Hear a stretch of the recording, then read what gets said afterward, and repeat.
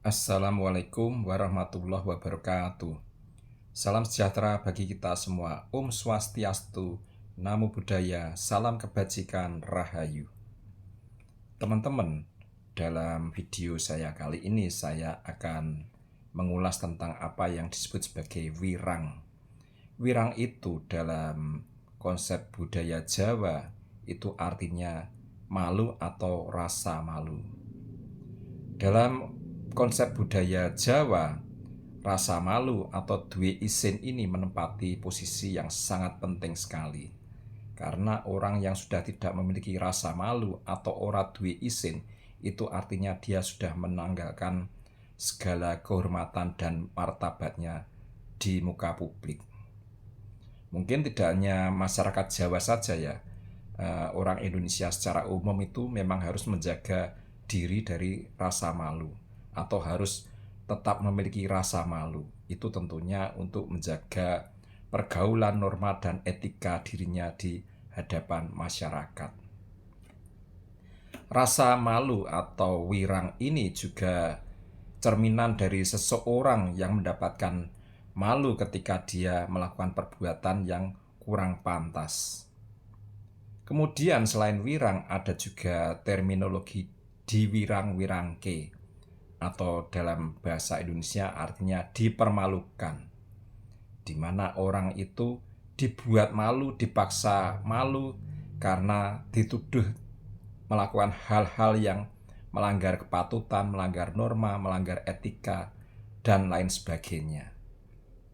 Orang yang dipermalukan atau orang yang diwirang-wirangke itu tentunya memiliki dampak bagi dirinya dan juga bagi pelakunya.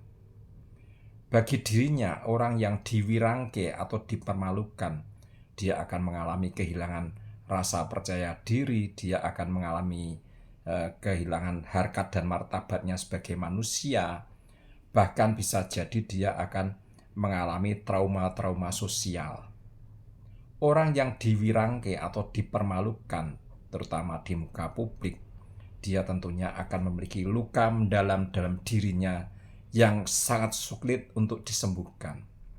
Bahkan bisa jadi dia akan memiliki rasa dendam kesumat pada orang yang mirang-mirangke atau orang yang mempermalukan dirinya. Itu sudah sangat wajar dan banyak terjadi. Dalam perkara tuduhan ijazah palsu yang menimpa mantan Presiden RI ke-7 Insinyur Haji Joko Widodo, betapa banyak dalam pemberitaan dalam media sosial itu Pak Jokowi diwirang-wirangke, dipermalukan, dihina-hina, difitnah, bahkan dicaci maki.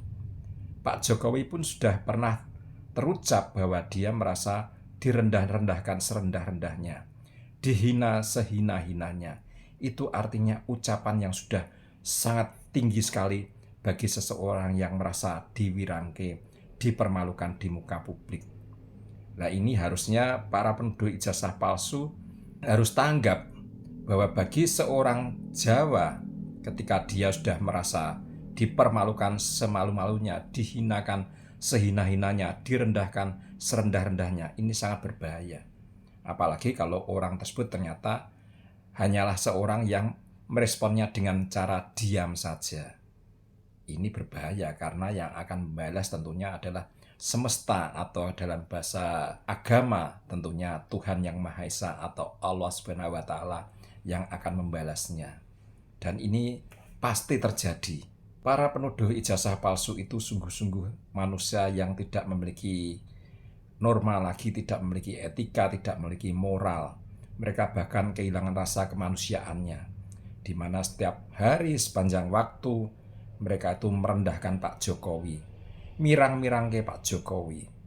Dan ini kemungkinan besar satu persatu dari penuduh itu akan dibalas. Tentunya bukan Pak Jokowi, tapi yang membalas adalah proses hukum dan juga tentunya Tuhan Yang Maha Esa atau Allah Subhanahu wa taala. Itu pasti.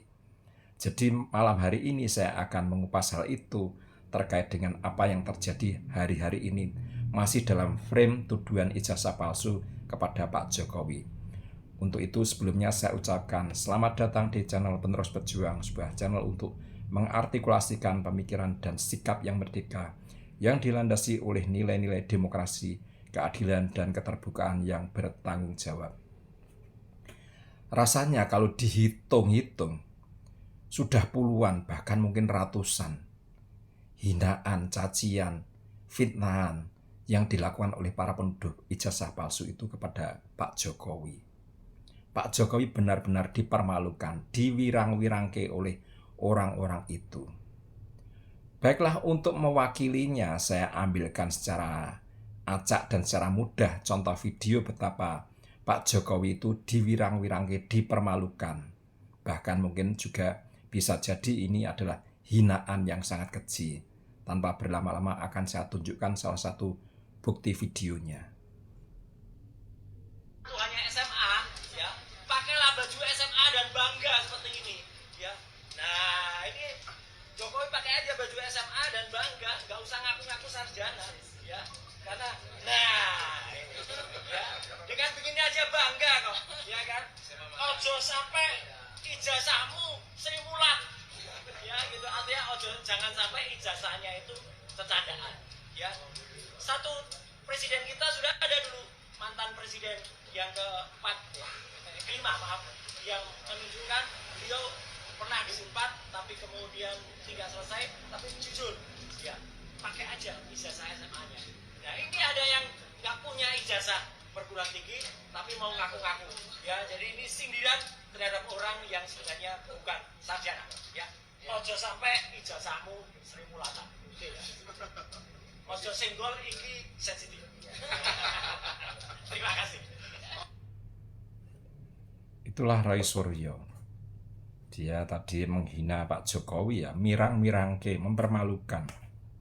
Dikatakannya, kalau orang tidak pernah kuliah, bukan sarjana, ya pakai saja baju SMA.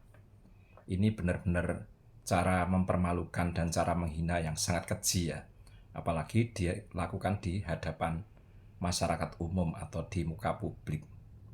Jadi sudah pantas saja kalau sekarang ini Roy Suryo mendapati balasan-balasan yang setimpal.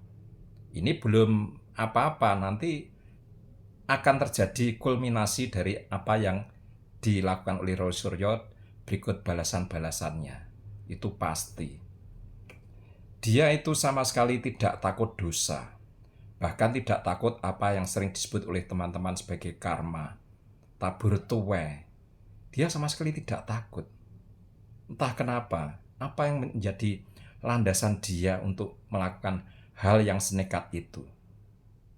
Dia sama sekali tidak memiliki bukti. Kalau kita tahu bahwa selama ini dasar yang dijadikan dia menuduh ijazah Jokowi itu palsu 99,9%, itu adalah penelitian yang dilakukannya bersama Tifa, yang kemudian dibukukan dalam buku Jokowi's White Paper. Bagian Roy Suryo sendiri itu sejumlah 49 halaman. Dan kalau kita yang sudah membacanya, itu akan mengernyitkan dahi. Karena sama sekali tidak ilmiah. Yang ditulis Roy Suryo itu tidak ubahnya adalah tulisan anak SMP di majalah dinding sekolahannya. Kalau saya membacanya seperti itu, karena saya punya pengalaman belasan tahun menulis di media massa. Paling tidak dulu pernah saya hitung, ada 35 media massa yang pernah memuat tulisan saya. Baik media massa di tingkat nasional, regional, maupun lokal. Itu sudah saya lakukan sejak saya mahasiswa hingga sekitar belasan tahun silam. Saya pun pernah mendapat kejuaraan menulis artikel di koran.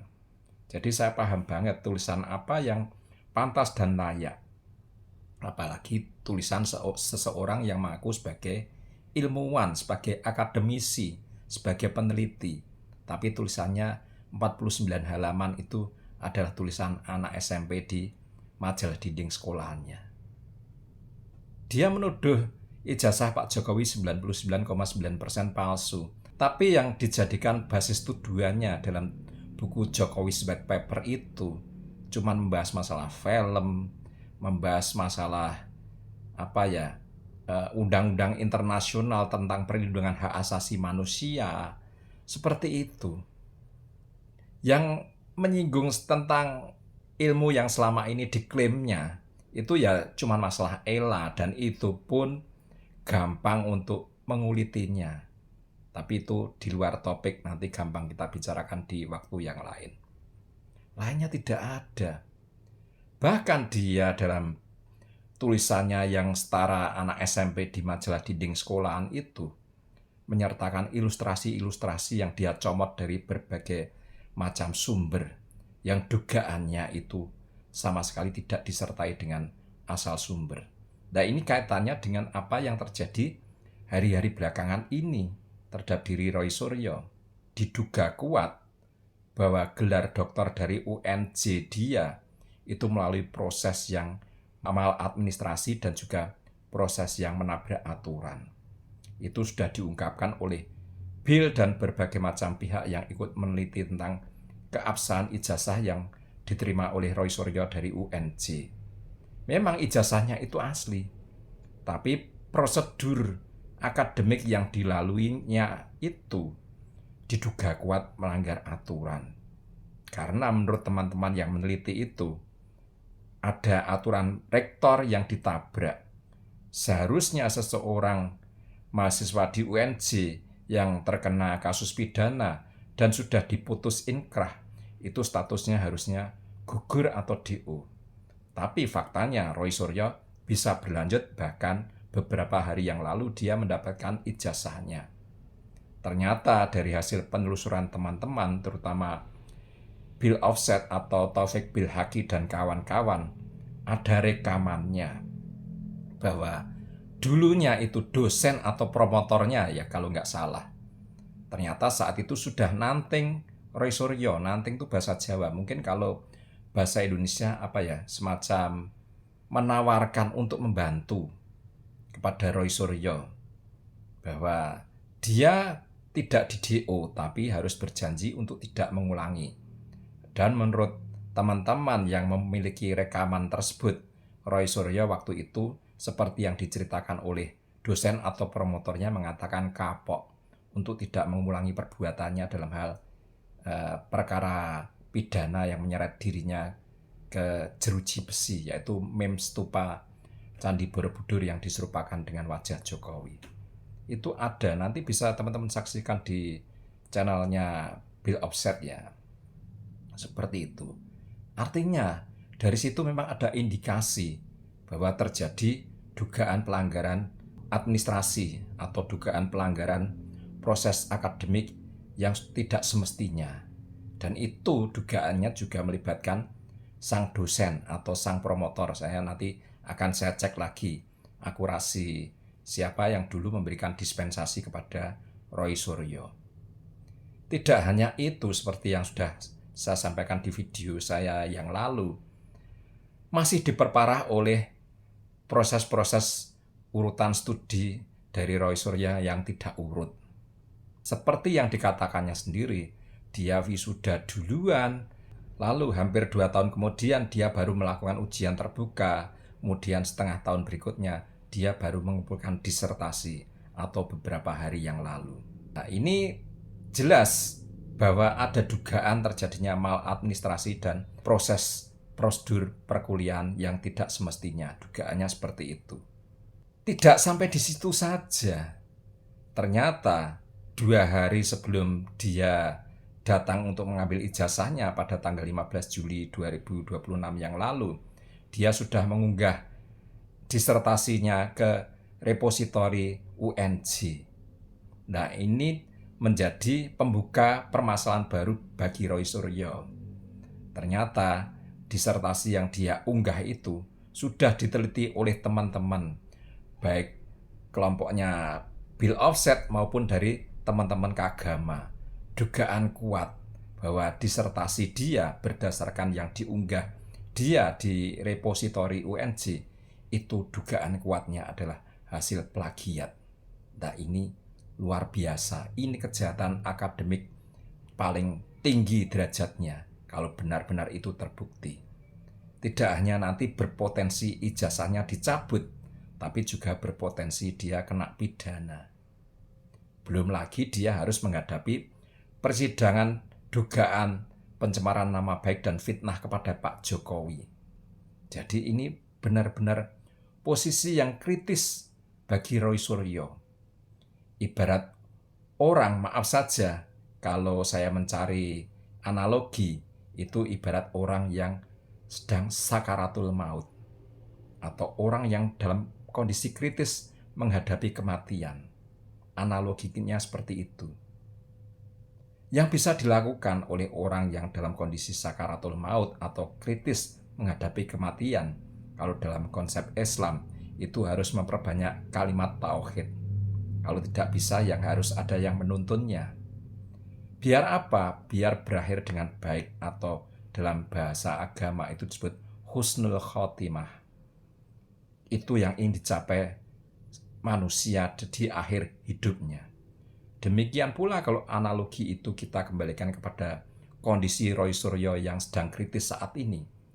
Dia harusnya cepat-cepat banyak istighfar, bertaubat, bahkan bisa jadi meminta maaf kepada Pak Jokowi dan orang-orang yang terkait lainnya. Karena yang diwirang-wirangke oleh Roy Suryo dan juga Tifa serta kelompoknya itu bukan hanya Pak Jokowi semata. Tidak hanya anaknya Gibran, bahkan orang tua Pak Jokowi yang sudah almarhum dan almarhumah itu pun menjadi korban dipermalukan oleh mereka. Tanpa berlama-lama akan saya tunjukkan video berikut ini sekedar agar kita merefresh apa yang sudah terjadi 1 tahun belakangan ini. Akan saya putarkan videonya. Akhirnya 15 Februari 1943. Jadi mudah sekali kalau seandainya ini adalah ibu kandung dari seseorang yang lahir 21 Juni 1961, kan mudah sekali berarti ketika melahirkan Joko Widodo. Jadi kelihatannya kita bisa berhipotesis ya Mas Roy, bahwa ya ini bukanlah ibu kandung dari Joko Widodo. Jadi ada ibu lagi. Nah, kalau kita merujuk kepada katanya beliau ini ibu sambungan. Ibu sambung. Nah, ibu sambung itu berarti kurang panjang. Ibu saya, jadi ada ibu sambung, ada ibu tiri, ada ibu angkat ya gitu. Nah, kalau ibu-ibuan. Jadi kalau kita ambil hipotesis dari Mbak Mantri, kan kalau Mbak Mantri punya versi sendiri. Jadi ibu kandung dari Joko Widodo atau ibu Joko Widodo namanya Yap Mei Hua, yang kemudian meninggal tahun 2018 di Singapura. Satu pengumuman yang mohon kunci makam jangan dirusak. Loh, Yang mau rusak ya sopo ya lah, berarti sering dirusak berarti ya lah. Tulisannya mohon kunci makam jangan dirusak. Ini sih tulisannya kok tulisannya diterangkan gitu. M. Taufik Solo. detektif. Oh, bukannya mohon dititipkan Pak RT kuncinya. Pak RT. Itulah kunjungan gerombolan penuduh ijazah palsu, yaitu Tifa, Roy Suryo. Di situ juga ada pengacara M. Taufik dan juga Refli kalau nggak salah. Saat mereka mengunjungi makam orang tua Jokowi dan keluarganya yang lain yang sudah meninggal, justru di situ terjadi semacam bullying, semacam dugaan-dugaan, prasangka. Artinya sedikit banyak mereka itu tidak menghormati bahkan menghina orang-orang terdekat Jokowi yang sudah tiada. Ini sungguh-sungguh biadab. Apalagi Tifa itu kemudian memunculkan hipotesis bahwa ibunda Jokowi yaitu almarhumah Ibu Sujiatmi itu dia hipotesiskan sebagai bukan ibu kandung dari Jokowi. Ini kan luar biasa ya. Orang yang sudah neranyak kalau bahasa Jawa atau orang yang sudah kurang ajar, seperti itulah. Roy Suryo sendiri juga masih dengan gaya cengengesannya. Hal mengatakan ibu sambung, kurang panjang kemudian disambung.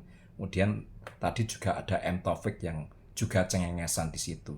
Inilah perilaku-perilaku biadab dari para penuduh ijazah palsu dan gerombolannya. Tidak hanya menyasar ijazah Jokowi, tapi juga seluruh keluarga dari Jokowi itu ingin dipermalukan. Ini rasanya kalau dalam budaya Jawa, ini rasanya mereka seolah-olah ingin melakukan tumpes kelor.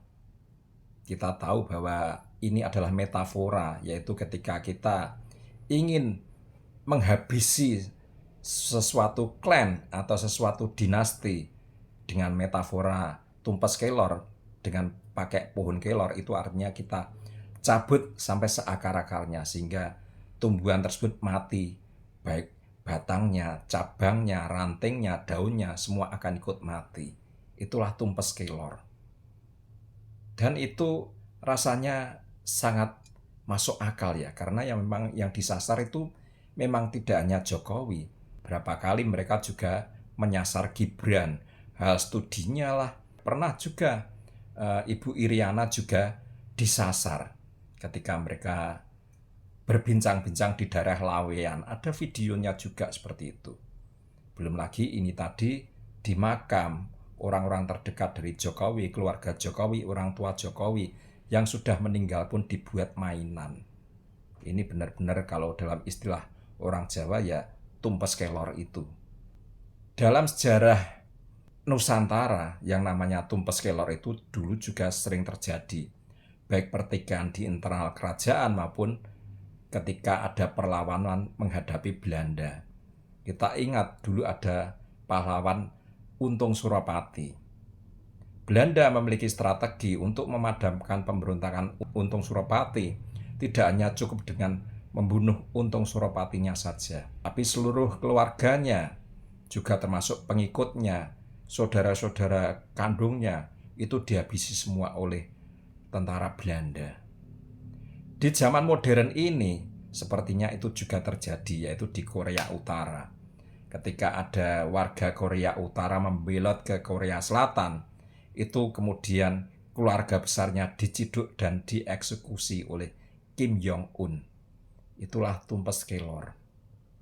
Sangat mengerikan sekali. Ini tentunya harus menjadi peringatan bagi Roy Suryo dan kawan-kawan ketika mereka tidak menghormati makam keluarga dari Jokowi. Karena dulu sudah ada presiden ketika Pangeran Diponegoro, makam leluhurnya itu tidak dihormati, bahkan dihina oleh Belanda, yaitu dengan memasang patok-patok pembuatan jalan di atas makam leluhur Pangeran Diponegoro. Disitulah Pangeran Diponegoro merasa sangat terhina sehingga mengobarkan perang Jawa yang sangat merugikan Belanda. Bahkan Belanda dinyatakan hampir bangkrut karena perang tersebut. Perang yang terjadi 5 tahun itu akibat makam leluhurnya Pangeran Diponegoro itu dihinakan oleh Belanda.